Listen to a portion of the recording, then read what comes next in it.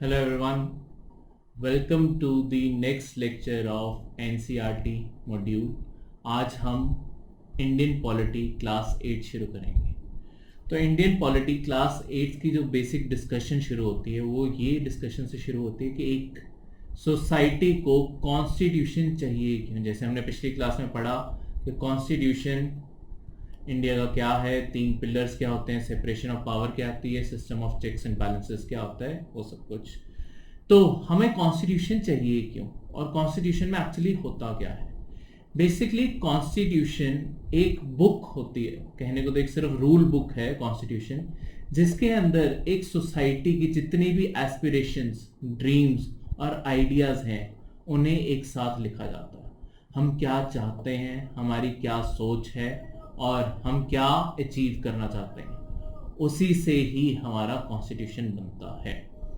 तो एक चीज याद रखने वाली है कि हर देश जहां पे कॉन्स्टिट्यूशन है वो जरूरी नहीं है कि वो देश एक डेमोक्रेटिक देश हो। ऐसा क्यों? लेट्स सपोज मैं एक डिक्टेटर हूं, मैं भी तो एक रूल बुक, एक कॉन्स्टिट्यूशन बना सकता हूं और कॉन्स्टिट्यूशन में ही लिखवा सकता हूं कि मैं और मेरा परिवार ही रूल करेंगे। तो वो भी कॉन्स्टिट्यूशन है। मैंने ये रूल बना दिए कि इलेक्शन नहीं होंगे, मेरा ही परिवार रूल करेगा। तो ये एक डिक्टेटरशिप का अपना कॉन्स्टिट्यूशन है।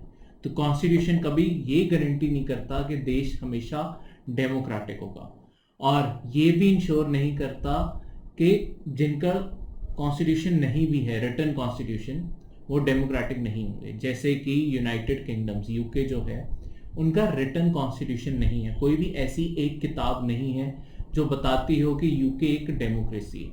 पर यूके ने ओवर द टाइम सिस्टम ऐसा डेवलप किया है कि वहाँ पे डेमोक्रेसी सोसाइटी के अंदर ही एम्बेड हो चुकी है, उन्हें कॉन्स्टिट्यूशन की ज़रूरत नहीं। हमें फिर क्यों ज़रूरत पड़ी? हमारी डाइवर्सिटी बहुत ज़्यादा है, हमारे रिलीजन्स, हमारे कास्ट सिस्टम, हमारे रेसेस। हमें ये था कहीं ना कहीं टेंशन्स ना क्रिएट हो जाएं, कहीं ना कहीं प्रॉब्लम्स ना आ जाएं। इससे अच्छा है एक सेट रूल्स की किताब पहले ही बना दो, ताकि सबको एटलीस्ट बेसिक चीज़ें तो तुम दे ही पाओ। उससे बढ़ के अगर कुछ दे सकते हो तो सबको दो, पर कम से कम इतनी चीज़ें तो सबको मिलनी ही चाहिए। ये हमारे कॉन्स्टिट्यूशन की कोशिश है इस चीज़ के थ्रू। तो हमारे कॉन्स्टिट्यूशन को जब ओपन करोगे तो सबसे पहले जो चीज़ आती है वो है प्रीएम्बल। प्रीएम्बल होता क्या है? प्रीएम्बल एक तरह से इंट्रोडक्शन है ऐसे किसी पर्सन के लिए। लेट्स सपोज तुम पूरा कॉन्स्टिट्यूशन नहीं पढ़ना चाहते, पर तुम जानना चाहते हो कि इंडिया का कॉन्स्टिट्यूशन तुम्हें देना क्या चाहता है, क्या लिखा क्या है इसमें। जैसे हर बुक की स्टार्टिंग में एक इंडेक्स होता है जो बताता है इस बुक में कौन से चैप्टर हैं, कौन से टॉपिक हैं, वैसे ही कॉन्स्टिट्यूशन का प्रीएम्बल है। उसमें ऐसा नहीं है चैप्टर वाइज कुछ लिखा है, उसमें कॉन्स्टिट्यूशन के आइडियाज और फिलॉसफीज को डाला गया है। क्या वैल्यूज हैं, क्या फिलॉसफीज हैं, वो प्रीएम्बल के अंदर डाली गई है, जिसके ऊपर इंडिया की डेमोक्रेसी और इंडिया का कॉन्स्टिट्यूशन बनाया गया है। तो क्या है ये वैल्यूज और क्या है ये फिलॉसफीज? तो सबसे पहले इंडिया को कैसा देश डिक्लेयर किया गया है, जहां से शुरुआत होती है प्रीएम्बल की, कि इंडिया को एक sovereign, socialist, secular, democratic Republic. 5 words हैं टोटल। सॉवरेन, अब इन 5 का मतलब बताऊंगा। सॉवरेन का मतलब होता है कि तुम्हारे ऊपर अब किसी की मर्जी नहीं चलेगी। यही हमारी डिक्लेरेशन थी कि ब्रिटिशर्स का राज खत्म होता है। आज से इंडिया और ओवरऑल इंडिया के सिटीजन्स, पर सबसे इंपॉर्टेंट इंडिया अपने आप में अपने फैसले खुद लेगा। इंडिया के ऊपर ना किसी देश की, ना किसी इंटरनेशनल ऑर्गेनाइजेशन की मर्जी चलेगी। हम अपने डिसीजन लेने में फुली सॉवरेन है, किसके साथ अलाइन करना है, किसके साथ नहीं करना, किसी के साथ वॉर करनी है तो क्या कंडीशंस पे वॉर करनी है, पीस करनी है तो किन के अंडर करनी है। हालांकि कोई भी देश 100% सॉवरेन आज के दुनिया में नहीं है, बिकॉज वर्ल्ड प्रेशर जैसे कि यूनाइटेड नेशंस जैसे ऑर्गेनाइजेशन से इतना होता है कि कोई भी 100% अपनी मनमर्जी नहीं कर सकता। पर बेसिक डिसीजन मेकिंग में हर कंट्री, ज़्यादातर कंट्रीज सॉवरेन है अपने आप में। इंडिया तो एटलीस्ट सॉवरेन है। दूसरा, सॉवरेन सोशलिस्ट। सोशलिस्ट वर्ड का क्या मतलब है? बेसिकली सोशलिस्ट, दुनिया में 3 टाइप के सिस्टम्स होते हैं इकोनॉमी के। एक होते हैं कम्युनिस्ट, एक होते हैं कैपिटलिस्ट, और बीच में सेंटर में आता है तुम्हारा सोशलिस्ट। कैपिटलिज्म कहता है, जैसे कि अमेरिकन जो सिस्टम है, अमेरिकन ड्रीम बारे जगह जगह सुना होगा। अमेरिकन सिस्टम है क्या? अमेरिकन ड्रीम है कि कैपिटलिज्म कहता है कि प्राइवेट सेक्टर ही पूरी इकोनॉमी को चलाए, सरकार का काम है बस रूल्स बनाना, इंफ्रास्ट्रक्चर मेंटेन करना और एक ऐसी इन्वायरमेंट क्रिएट करना जिसमें बिजनेसेस चल सके। बाकी सब कुछ, हर चीज का पोटेंशियल लोगों के पास अपना है। जितना लोग कमा सकते हैं, जितना लोग मेंटेन कर सकते हैं, लोगों का अपने कैपेबिलिटी के ऊपर है। अगर उनमें कैपेबिलिटी होगी तो उनका बिजनेस चलेगा, नहीं तो नहीं चलेगा। सरकार ना कोई बिजनेस चलाती है, ना कोई बसेस चलाती है, कोई सरकार इकोनॉमी में कोई रोल नहीं प्ले करती। ये अमेरिकन सिस्टम है। दूसरी साइड होता है कम्युनिस्ट। कम्युनिस्ट जैसे कि अब फिलहाल 100% कम्युनिस्ट देशों में सिर्फ नॉर्थ कोरिया बचा है, पर एक टाइम पे यूएसए का कट्टर राइवल जो होता था वो होता था सोवियत यूनियन, यूएसएसआर, जिसका टूटा हुआ सबसे बड़ा हिस्सा रशिया। यूएसएसआर खत्म हो गया तो रशिया ने भी धीरे धीरे कम्युनिज्म के प्रिंसिपल्स काफी नीचे ले आए। कम्युनिज्म में क्या होता है? कम्युनिज्म कहता है कि सब कुछ, अच्छा इन दो वर्ड्स में फर्क याद रखना, कम्युनिज्म अलग चीज है, कम्युनलिज्म अलग चीज है। कम्युनिज्म होता है इकोनॉमी से जुड़ा हुआ, कम्युनलिज्म होता है तुम्हारे किसी पंथ से जुड़ा हुआ, किसी कम्युनिटी से जुड़ा हुआ। तुम कम्युनल, जैसे रिलीजियस कम्युनिटी, जब कई बार दंगे हो जाते हैं इंडिया में, उन्हें हम कम्युनल रॉयट्स कहते हैं। कम्युनिज्म अलग चीज है, कम्युनल अलग चीज है। तो अभी हम कम्युनिज्म पढ़ रहे हैं। आप यूएसएसआर की हिस्ट्री भी चेक कर सकते हैं ऑनलाइन, आपको और ज़्यादा आइडिया लगेगा। बाकी वर्ल्ड हिस्ट्री के टाइम तो ये सब कुछ आएगा ही आएगा। तो कम्युनिज्म में क्या होता है, जो यूएसएसआर जिसके ऊपर बना था उसमें था कि प्राइवेट इंडस्ट्री नहीं होनी चाहिए, सरकार ही फार्म्स, जो जहाँ से प्रोड्यूस आना है, सरकार ही फार्म्स ओन करेगी, सरकार ही फैक्ट्री ओन करेगी, सरकार ही दुकानें ओन करेगी। इसमें क्या होगा, जितने भी लोगों को, अगर तुम्हें कोई भी नौकरी चाहिए, तुम एप्लीकेशन फाइल करो, तुम बताओ तुम में क्या स्किल है, सरकार तुम्हें अपने आप कहीं ना कहीं एडजस्ट करेगी, तुम्हारी स्किल को रिकॉग्नाइज करेगी और तुम्हें नौकरी खुद देगी। कोई प्राइवेट सेक्टर कुछ नहीं होगा, सब कुछ सरकारी होता था वहाँ पे। तो सरकार ही खेती करवाती थी, सरकार की अपनी, अब जो किसान भी होते थे वो भी सरकारी नौकरी भी होते थे, तो किसान भी सरकार के अंडर काम करते थे, जमीन भी सरकार की होती थी, फैक्ट्रीज भी सरकार की होती थी, वहां पे वर्कर भी सरकार के अंडर काम कर रहे हैं और दुकानें भी सरकार की। तो सरकार सारा काम करती है। अमेरिका में सरकार बहुत ही कम, सिर्फ टैक्स लगाना, इंफ्रास्ट्रक्चर और एनवायरनमेंट तैयार करना, बाकी सब कुछ प्राइवेट सेक्टर। यहाँ पे वो काम तो सरकार कर ही रही है, उसके अलावा पूरी इकोनॉमी भी सरकार चला रही है। इन दोनों के बीच में अब इंडिया जब आज़ाद हुआ, हमारे यहाँ पे ना हम कम्युनिज्म जैसे प्रिंसिपल अपना सकते थे, बिकॉज कम्युनिज्म में होता क्या है, डेमोक्रेसी खत्म हो जाती है। जब सरकार ही तुम्हें सब कुछ बताएगी तुम क्या कर सकते हो, क्या नहीं कर सकते, कितनी चीजें बनानी है और कौन सी चीजें बनानी है, किस क्वालिटी की चीजें बनानी है, तो डेमोक्रेसी क्या आ रही। डेमोक्रेसी का तो मतलब ही है कि हर कोई अपनी मनमर्जी कर पाए, मनमर्जी लिमिटेशंस के अंदर रहते हुए। तो कम्युनिज्म हम वैसे नहीं अपना सकते थे। कैपिटलिज्म में क्या था, इंडिया में पहले ही गरीबी बहुत ज़्यादा थी, ठीक है, और सोसाइटी में कुछ लोग, ऐसे नहीं कि सारा इंडिया ही गरीब था, कुछ लोग जो अमीर थे वो काफ़ी अमीर थे, तो सोसाइटी में पहले ही बहुत बड़ा गैप था। अगर हम कैपिटलिज्म करवाते, ये गरीब लोगों ने तो कभी अपना काम नहीं शुरू कर पाना था, तो ये गैप और बढ़ता जाता। दूसरा, चाहे अमीर थे लोग इंडिया में, पर इतनी कैपेसिटी नहीं रखते थे कि लार्ज स्केल फैक्ट्रीज चला भी सकें, मैनेज भी कर सकें बिना सरकार की सपोर्ट के।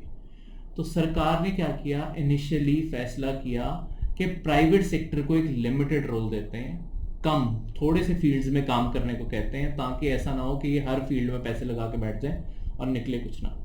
और सरकार ने बाकी सेक्टर्स पे जिम्मेदारी उठाई। जो तुम्हारे पब्लिक सेक्टर अंडरटेकिंग्स, जितनी भी तुम सरकारी कंपनियां देखते हो, वो इसी चीज़ का नतीजा है। तो सरकार ने अब फर्क किया, हमने प्राइवेट सेक्टर भी खड़ा किया, हमने पब्लिक सेक्टर भी खड़ा किया। पब्लिक सेक्टर हमारे यहाँ पे ज़्यादा बड़ा था उस टाइम पे, तो हमने पब्लिक सेक्टर और प्राइवेट सेक्टर में कुछ जिम्मेदारियां बांटी। आज भी जैसे पब्लिक सेक्टर भी एग्जिस्ट करता है, प्राइवेट भी करता है, इनके अंदर जिम्मेदारियां कैसे बटी हुई हैं।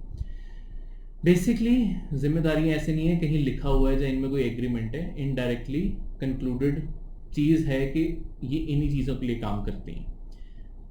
सोशलिज्म में, सोशलिस्ट कंट्रियों में जो पब्लिक सेक्टर है उसका काम है लोगों की बेसिक ज़रूरतें पूरी करना, और प्राइवेट सेक्टर के ऊपर छोड़ा गया है लग्जरी को पूरा करना। लेट्स सपोज सरकार एक साबुन 5 रुपए में भी शायद बना दे, ठीक है, उसे न्यूज़पेपर में लपेट के कि सारे इंडियंस को सोप चाहिए, तो हम एक साबुन पेपर में लपेट के 5 रुपए में बेचना शुरू कर दें, पर वो दिखने में अच्छा नहीं लगेगा, चाहे मटेरियल बिल्कुल सेम हो।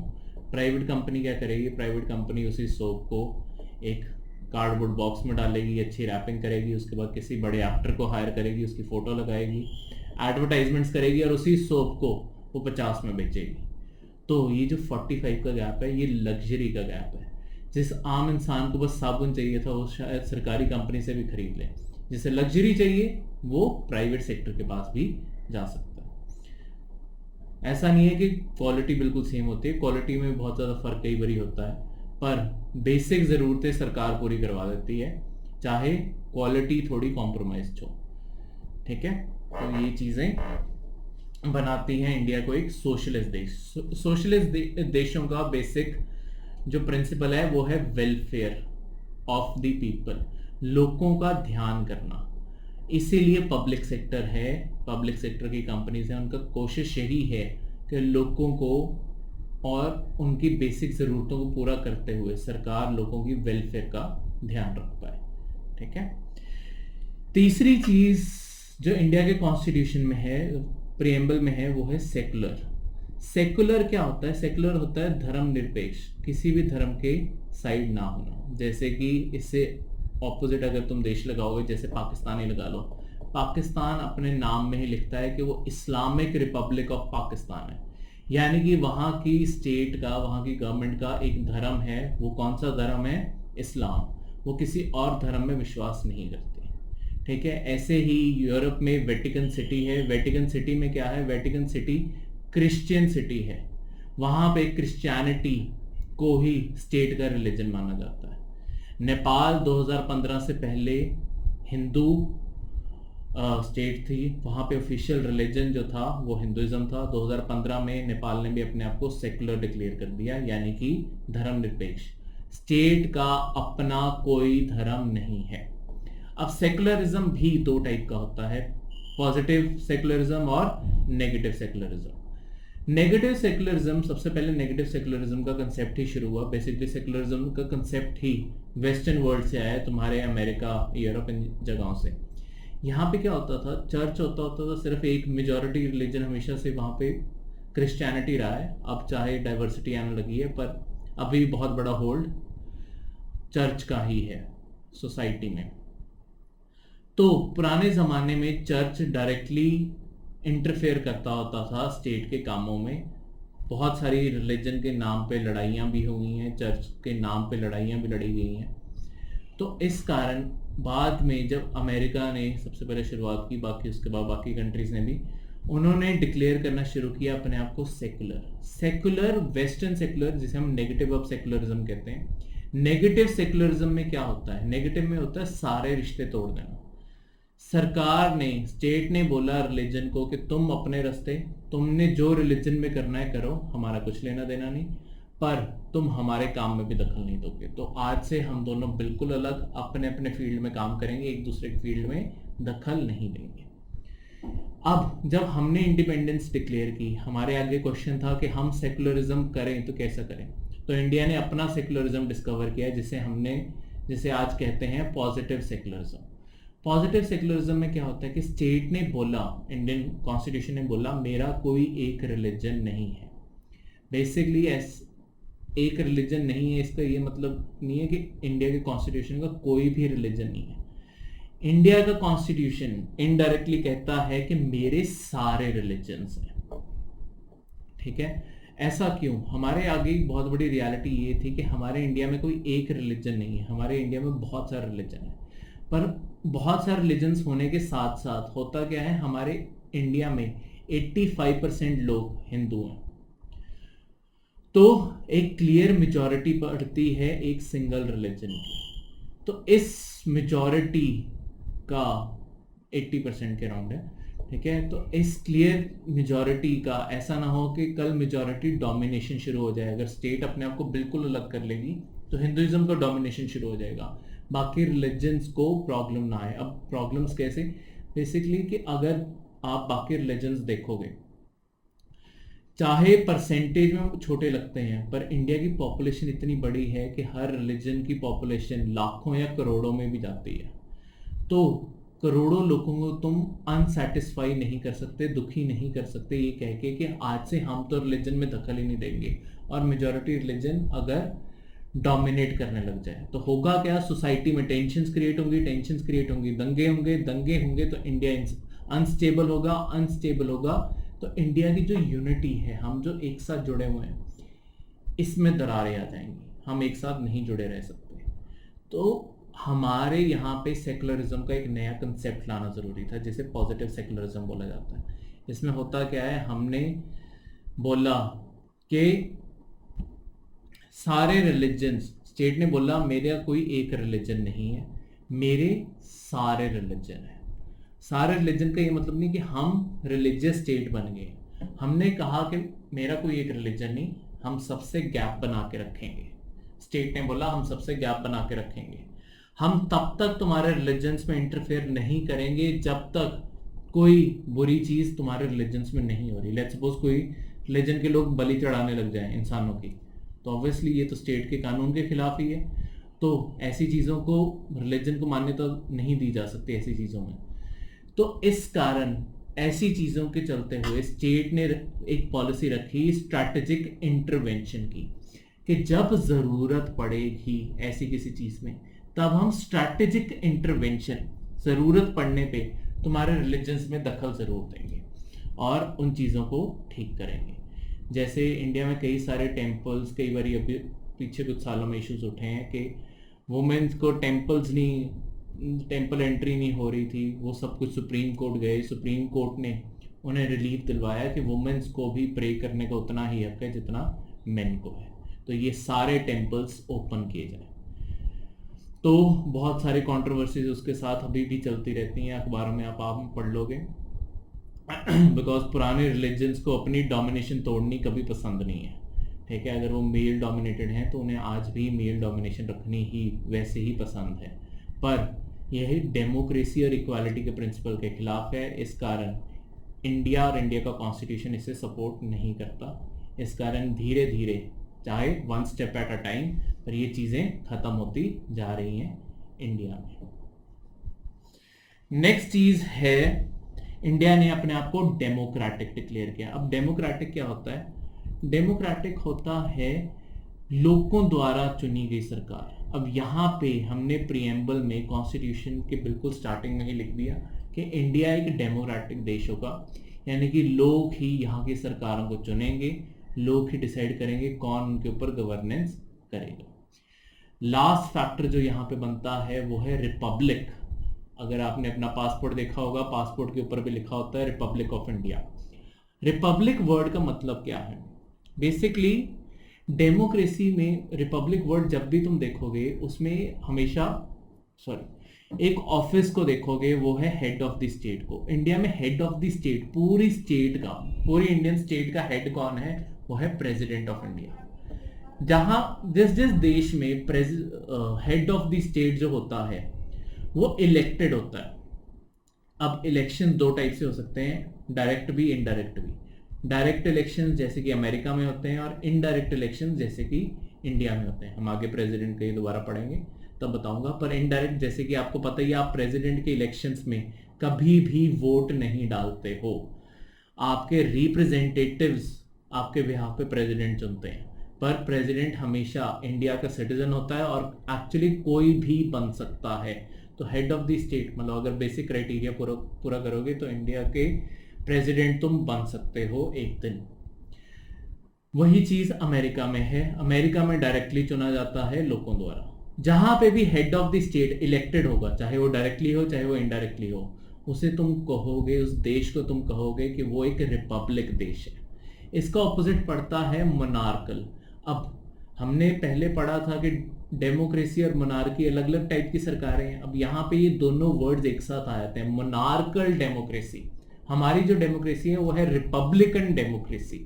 अब मोनार्कल डेमोक्रेसी क्या होती है? मोनार्कल डेमोक्रेसी ये जैसे कि यूनाइटेड किंगडम्स, यूके की बात फिर से करें, यूके में क्या है? यूके में सिर्फ हेड ऑफ द स्टेट को छोड़ के बाकी सारे प्राइम मिनिस्टर, चाहे उनकी पार्लियामेंट से लेकर लोकल गवर्नेंस, हर कोई इलेक्शन के द्वारा चुना जाता है। पर जो वहां पे हेड ऑफ द स्टेट है ना, वो रानी है, क्वीन है वहां पे। तो वहां पे एक ही परिवार के लोग हेड ऑफ द स्टेट की पोजीशन संभाल रहे हैं। ये उनकी हिस्ट्री में जैसे डेमोक्रेसी इवॉल्व हुई वहां पे, उसी का रिजल्ट है कि वहां पे टॉप पोजीशन क्वीन और उसकी परिवार संभाल रहे हैं और बाकी सारी जगह पे डेमोक्रेसी आ गई है। ठीक है, इसे ग्लोरी रेवोल्यूशन कहते हैं। इसके बारे में वर्ल्ड हिस्ट्री में हम पढ़ेंगे थोड़ा सा। तो वहां पे होता क्या है, सिर्फ जो हेड ऑफ द स्टेट है, हेड ऑफ स्टेट के कोई इलेक्शन नहीं होते, एक ही परिवार और उसके मेंबर्स हमेशा रूल करते रहेंगे। इंडिया में कोई भी बन सकता है, इसलिए वहाँ यूके में कहते हैं मोनार्कल डेमोक्रेसी, इंडिया और यूएसए में कहते हैं रिपब्लिकन डेमोक्रेसी। क्लियर है? जहाँ पे इलेक्शंस होंगे हेड ऑफ द स्टेट के लिए, बाकी देश के पोजीशंस को नहीं देखा जाएगा, सिर्फ टॉप पोजीशन तुम देखोगे हेड ऑफ द स्टेट। वहाँ देख के तुम बताओगे कि एक रिपब्लिकन डेमोक्रेसी है या मोनार्कल डेमोक्रेसी है। इस चीज को याद रखना। क्लियर? अगली चीज, हमारे कॉन्स्टिट्यूशन ने, बाकी प्रियम्बल हम आगे भी पढ़ेंगे, इक्वालिटी, वो सारे principles, liberty, equality, fraternity, justice, वो सारे प्रिंसिपल्स हम आगे पढ़ेंगे प्रियम्बल के। दोबारा से प्रियम्बल दोबारा आएगा, तब ये वाले प्रिंसिपल्स को हम ऊपर ऊपर से स्किप कर लेंगे बिकॉज यहाँ पे समझा दिए। अगली चीज़ों पे हम डायरेक्टली जाएंगे। तो फंड, इसके बाद हमारा कॉन्स्टिट्यूशन। अब कॉन्स्टिट्यूशन में अलग अलग चैप्टर्स हैं। तो चैप्टर 3 जो है, जो पार्ट, वहाँ पे चैप्टर की जगह पार्ट लिखा हुआ है, पार्ट 3 में एक चीज़ मेंशन्ड है, वो है फंडामेंटल राइट्स, तुम्हारे मौलिक अधिकार। ऐसे फंडामेंटल वर्ड का मतलब है ऐसे अधिकार जो हर सिटीजन की बेसिक लाइफ के लिए, एक डिग्निटी भरी, एक इज्जत भरी जिंदगी के लिए तुम्हारे लिए जो सबसे बेसिक राइट्स देने चाहिए, वो पार्ट 3 में लिखे हुए हैं। तो सरकार कम से कम, फंडामेंटली कम से कम इन चीज़ों का तुम्हें वादा कर रही है कि ये चीज़ें तो तुम्हें मिलेंगी ही मिलेंगी, बाकी चीज़ें चाहे विद टाइम मिले चाहे धीरे धीरे मिले, पर ये कुछ अधिकार तुम्हारे पास हमेशा रहेंगे। कौन से अधिकार हैं? सबसे पहले जैसे कि राइट टू इक्वालिटी, तुम्हें बराबर ट्रीट करने का अधिकार है। इनके बारे में डिटेल हम पॉलिटी मॉड्यूल में आगे भी पढ़ेंगे। राइट टू फ्रीडम, तुम्हें हर चीज़ की आज़ादी है, चाहे काम करने की, चाहे घूमने की, हर चीज़ की। राइट अगेंस्ट एक्सप्लॉयटेशन, तुम्हारे किसी भी तरीके से तुम्हारा नाजायज़ फ़ायदा नहीं उठाया जाएगा, चाहे वो लेबर में हो, चाहे ह्यूमन मार्केट्स में हो, ह्यूमन ट्रेड में हो। ठीक है, सरकार पूरी कोशिश करेगी ऐसा कभी कुछ ना हो जहाँ पे तुम एक्सप्लॉयट हो रहे हो। फ्रीडम ऑफ रिलीजन, तुम्हें किसी भी रिलीजन को फॉलो करने की पूरी आज़ादी है, चाहे करो चाहे ना करो, ना करने की भी तुम्हारे पास पूरी आज़ादी है। कल्चरल एंड एजुकेशनल राइट्स, तुम कोई भी कल्चर प्रैक्टिस, कोई भी एजुकेशनल प्रैक्टिस, जैसे माइनॉरिटी रिलीजन्स या लिंग्विस्टिक ग्रुप्स, इंडिया में क्योंकि भाषाएं भी बहुत सारी हैं, वो चाहें तो अपने अपने एजुकेशन इंस्टीट्यूशंस ओपन कर सकते हैं और अपनी भाषा में लोगों को पढ़ा सकते हैं, अपने लोगों को एजुकेशन, अपने कल्चर बारे लोग दे सकते हैं। कॉन्स्टिट्यूशनल रेमेडीज, ये सबसे इंपॉर्टेंट पार्ट है फंडामेंटल राइट्स का। बेसिकली कॉन्स्टिट्यूशनल रेमेडीज होता है कि अगर तुम्हें कोई फंडामेंटल राइट नहीं मिल रहा तो तुम कहाँ जाओगे? अगर सरकार ने मना कर दिया कि हम फंडामेंटल राइट ये वाला तुम्हें नहीं देते, तो हमने, हमारे कॉन्स्टिट्यूशन बनाने वाले हैं, जो हमारे कॉन्स्टिट्यूशन मेकर्स हैं, उन्होंने क्या किया, उन्होंने इन्हें लागू करवाने का भी हक तुम्हारे कॉन्स्टिट्यूशन में ही लिख दिया। वो उसे कहते हैं कॉन्स्टिट्यूशनल रेमेडीज़। कॉन्स्टिट्यूशनल रेमेडीज़ में क्या होता है कि लेट्स सपोज तुम्हें कोई फंडामेंटल राइट नहीं मिला तो डायरेक्टली तुम सुप्रीम कोर्ट जा सकते हो और वहाँ से, मतलब तुम्हें लोअर कोर्ट्स भी जाने की ज़रूरत नहीं, डायरेक्टली फंडामेंटल राइट्स के केस में तुम सुप्रीम कोर्ट जा सकते हो और स्टेट से अपने फंडामेंटल राइट्स मांग सकते हो। तुम्हें सुप्रीम कोर्ट तुम्हारे फंडामेंटल राइट्स दिलवाएगा। ये पावर हाई कोर्ट से भी आती है, ठीक है, पर हाई कोर्ट की पावर फंडामेंटल राइट्स के अंदर नहीं लिखी हुई, ये फंडामेंटल राइट्स के अंदर ही है सुप्रीम कोर्ट जाने की पावर। हाई कोर्ट जाने की पावर तुम्हारे कॉन्स्टिट्यूशन के अंदर आर्टिकल 226 के अंदर लिखी हुई है, ठीक है। तो हाई कोर्ट तुम्हें मना भी कर सकता है ये चीज़ें सुनने में, या डिले भी डाल सकता है। पर सुप्रीम कोर्ट पहले तो अर्जेंसी में सुनेगा तुम्हारे फंडामेंटल राइट्स की पिटिशन को, और उसके बाद वो मना भी नहीं कर सकते, उन्हें सुनना तो पड़ेगा ही एटलीस्ट। क्लियर है? तो ये था हमारे इसका सबसे बेसिक क्रक्स के क्या क्या है हमारे कॉन्स्टिट्यूशन में। इससे आगे बढ़ते हुए कुछ बेसिक स्ट्रक्चर हमारे कॉन्स्टिट्यूशन का है। Basically over the time judiciary ने कुछ चीज़ें बेसिक स्ट्रक्चर के हमारे कॉन्स्टिट्यूशन में ऐसी कुछ बेसिक चीज़ें, जैसे पार्लियामेंट के पास अब पावर है कि वो कॉन्स्टिट्यूशन में कुछ चेंजेस करना चाहे तो कर सकते हैं, पर जुडिशरी ने एक लिमिटेशन लगा दी है कि अगर तुम कोई चेंजेस भी करते हो, ये जो बेसिक चीज़ें हैं ये चेंज अपने आप में नहीं होनी चाहिए। अगर ये स्ट्रक्चर ही चेंज हो गया तो कॉन्स्टिट्यूशन जो ओरिजिनली बनाया गया था वही नहीं बचेगा। तो उसे प्रिजर्व करने के लिए हमने, यानी कि हमारी जुडिशरी ने एक स्ट्रक्चर बनाया जिसे हम कहते हैं basic structure of the constitution. अब इसमें होता क्या है, बेसिक स्ट्रक्चर में कुछ चीज़ें मार्क्ड हैं, जैसे कि सेकुलरिज्म। जैसे बताया था, हमारा देश कभी भी कोई रिलीजन को नहीं डिक्लेयर कर सकता अपना स्टेट रिलीजन, हमेशा सेकुलर ही देश रहेगा। दूसरा, फंडामेंटल राइट्स कभी लोगों से नहीं छीने जा सकते, चाहे थोड़े बहुत उसमें चेंजेस और लिमिटेशंस लगाई जा सकती हैं। ऐसा नहीं है कि तुम्हें 100% राइट्स हैं, ठीक है। तुम्हारा हक वहाँ पे ख़त्म होता है जहाँ पे दूसरे पर्सन का नाक शुरू होता है, वहीं तक तुम हाथ घुमा सकते हो, ठीक है। उससे आगे तुम्हारी फ्रीडम ख़त्म हो जाती है। तो और भी लिमिटेशन, जैसे तुम पब्लिक प्रॉपर्टी डैमेज नहीं कर सकते ये बोल के कि मेरे तो फंडामेंटल राइट्स हैं, मैं जो मर्जी कर सकता हूँ, ऐसी चीज़ें नहीं कर सकते। लिमिटेशन लग सकती हैं, पर फंडामेंटल राइट्स अपने आप में नहीं छीने जा सकते। सेपरेशन ऑफ पावर जो बताया था, लेजिस्लेटिव, एग्जीक्यूटिव और जुडिशरी में जो 3 सेपरेशन की गई है पावर में, 3 हिस्सों में पावर बांटी गई हैं, वो ख़त्म नहीं की जा सकती। पार्लियामेंट्री फॉर्म ऑफ गवर्नमेंट, अब डेमोक्रेसीज भी 2 टाइप की आगे फिर से होती हैं। एक होती है पार्लियामेंट्री फॉर्म ऑफ गवर्नमेंट और एक होती है प्रेसिडेंशियल फॉर्म ऑफ गवर्नमेंट। ये बेसिकली डिफाइन करता है कि ज़्यादातर पावर जो स्टेट के अंदर होती है लॉ मेकिंग की और लॉ इम्प्लीमेंटिंग की, वो किन के पास होती है। पहले अमेरिका का सिस्टम, अमेरिका में क्या होता है, अमेरिका में इंडिपेंडेंटली बिकॉज प्रेसिडेंट चुना जाता है, वहाँ पे प्रेसिडेंट के पास बहुत सारी पावर है। वो वॉर भी डिक्लेयर कर सकता है, पीस भी कर सकता है, बहुत सारा बजट तक रोक सकता है, और बहुत सारे फंड्स अपने बिहाफ पे सैंक्शन भी कर सकता है, ठीक है। तो प्रेसिडेंट के पास बहुत बड़ी पावर्स हैं वहाँ पे पूरे देश को चलाने के लिए।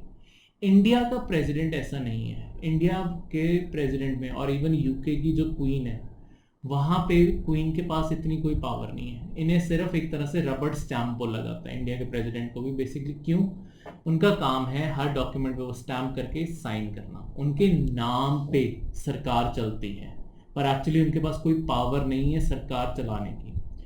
ज़्यादातर हमारी पावर जो आती है वो आती है पार्लियामेंट से। पार्लियामेंट के अंदर 2 हाउसेज हैं, लोकसभा और राज्यसभा। ये जो भी चलाएंगे और इनके अंदर एमपी जो चलाएंगे, वैसे ही ज़्यादातर सरकार चलती है। यहीं से, इसी पार्लियामेंट के अंदर से तुम्हारे प्राइम मिनिस्टर और ज़्यादातर यूनियन मिनिस्टर चुने जाते हैं। जो प्रेसिडेंट होता है हमारे इंडिया में, वो ये जो प्राइम मिनिस्टर और उसके मिनिस्टर्स हैं, इनकी एडवाइस पे ही हमारा प्रेसिडेंट काम करता है। तो जो ये एडवाइस देंगे वो उसे माननी पड़ेगी, ठीक है। एक बार रिकंसिडरेशन के लिए भेज सकता है, पर वो सारी चीज़ें हम मेन पॉलिटी में पढ़ेंगे, वहाँ पे डिटेल पढ़ेंगे कि कैसे क्या क्या लिमिटेशंस होती हैं, कैसे कैसे बिल वापस भेजे जा सकते हैं या एडवाइस वापस भेजी जा सकती है। पर अभी के लिए बस इतना याद रखो कि वो बॉन्ड होता है जो भी प्राइम मिनिस्टर और उसके मिनिस्टर्स एडवाइस देते हैं उसे सुनने के लिए, और उसी के अकॉर्डिंग ही वो काम करता है। वो अपनी मन मर्जी नहीं कर सकता। अमेरिका का प्रेसिडेंट कर सकता है। तो हमारे ज़्यादातर, बिकॉज हमारे प्राइम मिनिस्टर भी पार्लियामेंट से है, लॉ बनाने वाले भी पार्लियामेंट वाले हैं, तो इस कारण हमारे यहाँ पे ज़्यादा बड़ी स्ट्रॉन्ग बॉडी पार्लियामेंट है। इस कारण हम कहते हैं कि हमारी पार्लियामेंट्री फॉर्म ऑफ डेमोक्रेसी है। अमेरिका में क्या है, अमेरिका में है प्रेसिडेंशियल फॉर्म ऑफ डेमोक्रेसी, जहाँ पे प्रेसिडेंट होता है। लास्ट फीचर इंडिया का जो है वो है फेडरलिज्म। अब फेडरलिज्म क्या होता है? फेडरलिज्म, पहले तो एक पॉइंट हमेशा याद रखना जो डायरेक्टली कई पेपर्स में स्टेटमेंट बन के आता है कि फेडरलिज्म वर्ड कॉन्स्टिट्यूशन के अंदर नहीं मेंशन्ड है, कहीं पे भी कॉन्स्टिट्यूशन में फेडरलिज्म नहीं लिखा है, पर हमारा कॉन्स्टिट्यूशन फेडरल है। अब इसमें फर्क क्या है? बेसिकली हमने वर्ड फेडरलिज्म नहीं मेंशन किया। ये क्यों नहीं मेंशन किया, ये आने वाले लेक्चर्स में कवर होगा। पर हमारा फेडरलिज्म होता गया, फेडरलिज्म होता है कि मल्टीपल लेवल ऑफ गवर्नमेंट में पावर और रिस्पॉन्सिबिलिटीज को डिवाइड करना। तो हमारे यहाँ जैसे हम यूनियन गवर्नमेंट कुछ जिम्मेदारियां पूरी करती है, जैसे इंडिया का डिफेंस हो गया, फॉरेन रिलेशंस हो गए, ऐसी चीजें। कुछ जिम्मेदारियां स्टेट गवर्नमेंट्स की हैं, जैसे कि स्टेट के अंदर पुलिस, लॉ एंड ऑर्डर, ऐसी चीजें मैनेज करना। और कुछ चीजें जैसे हमारे पंचायत और म्यूनसिपैलिटीज को भी दी हुई हैं, जो अपने एरियाज में उन्हें पूरा करना है। तो हमने 3 टियर फेडरल स्ट्रक्चर बनाया हुआ है इंडिया में, जहाँ पे 3 लेवल्स पे पावर बांटी हुई है। ठीक है, इसके रिगार्डिंग कॉन्स्टिट्यूशन के 2 शेड्यूल याद करने जरूरी हैं, 3 शेड्यूल याद करने जरूरी हैं। शेड्यूल होते क्या हैं? सबसे पहले शेड्यूल होते हैं कि लेट्स सपोज हर, जैसे तुम बुक के एंड में देखते हो ना, अपेंडिक्स होता है। अपेंडिक्स होता क्या है कि एक रेफरेंस के लिए पेज होते हैं कि आगे जो तुमने जितने कॉन्स्टिट्यूशन किसी भी किताब में कोई भी चीज़ पढ़ी है, उसके रिगार्डिंग जितने भी पॉइंट्स अगर रेफरेंस पॉइंट है, वो सारे अपेंडिक्स में लिखे होते हैं। अपेंडिक्स को भी दूसरे नाम से तुम शेड्यूल कह सकते हो, कॉन्स्टिट्यूशन में शेड्यूल के नाम से। तो बेसिकली शेड्यूल्स में है क्या? शेड्यूल्स में आगे जो आर्टिकल्स कॉन्स्टिट्यूशन में दिए हैं, उसी के रिगार्डिंग सप्लीमेंट्री चीज़ें शेड्यूल्स में दी हुई हैं कि अगर वहाँ पे मतलब आर्टिकल्स में लिखा होता है कि ये उससे बाकी रेफरेंस इस शेड्यूल में लिखी हुई है, आप वहाँ पे पढ़ सकते हैं। तो इसमें एक चीज़ याद रखने वाली चीज़ है, सबसे पहले शेड्यूल नंबर 7। शेड्यूल 7 क्यों इंपॉर्टेंट है? शेड्यूल 7 में लिखा हुआ है यूनियन और स्टेट्स में पावर बांटी हुई है, रिस्पॉन्सिबिलिटीज एक्चुअली बांटी हुई हैं। क्या काम यूनियन गवर्नमेंट करेगी, क्या काम स्टेट गवर्नमेंट करेगी, और एक तीसरी लिस्ट और दी हुई है जिसे कहते हैं कॉन्करेंट। क्या काम है जो यूनियन भी कर सकती है और स्टेट भी कर सकती है। तो कुछ चीजें सिर्फ यूनियन को दी गई हैं, कुछ चीजें सिर्फ स्टेट को दी गई हैं, और कुछ चीजों पे वो दोनों मिलके काम कर सकते हैं। तो अगला क्वेश्चन ये कि फिर हम पंचायत और म्यूनसिपैलिटीज को पावर कहाँ देते हैं? उनके भी अपने अपने शेड्यूल हैं। शेड्यूल 11 है पंचायत को जो पावर दी गई है, जो स्टेट कुछ पावर्स पंचायत को देगी, वो शेड्यूल 11 में है, और शेड्यूल 12 में है जो पावर म्यूनसिपैलिटीज को देगी। ठीक है, इन तीनों शेड्यूल्स को याद रखिएगा, बहुत सारे पेपर्स में डायरेक्टली आ जाता है। और शेड्यूल 7 में याद रखिएगा, शेड्यूल 7 3 हिस्सों में बटा हुआ है। यूनियन लिस्ट जो काम यूनियन की सरकार करेगी, स्टेट लिस्ट जो काम स्टेट की सरकार करेगी, और कॉन्करेंट लिस्ट जो यूनियन भी कर सकती है और स्टेट भी कर सकती है। क्लियर? तो ये है फेडरलिज्म का प्रिंसिपल, जहां पे हम पावर डिवाइड करते हैं। सारी की सारी पावर यूनियन के पास नहीं होती, सारी की सारी पावर स्टेट्स के पास नहीं होती। फेडरलिज्म होता कैसे है, कैसे बनता है, ये अगली एनसीईआरटी 9th क्लास की एनसीईआरटी में कवर होता है, तो वहाँ पे फेडरलिज्म डिटेल में भी आएगा। ठीक है, होल्डिंग टुगेदर सब कुछ कंसेप्ट्स हैं फेडरलिज्म के, वहाँ पे डिटेल में आएगा। यहाँ पे अभी हम कॉन्स्टिट्यूशन के बेसिक्स कवर करेंगे। क्लियर? तो ये था आज का लेक्चर, एनसीईआरटी 8th क्लास का फर्स्ट। कल यहीं से हम डिस्कशन आगे कंटिन्यू करेंगे, आगे चीज़ें और डिस्कस करेंगे। तब तक के लिए यहाँ तक रिवाइज कीजिए, बार बार पढ़िए, अपने कंसेप्ट्स को स्ट्रॉन्ग कीजिए। Thank you.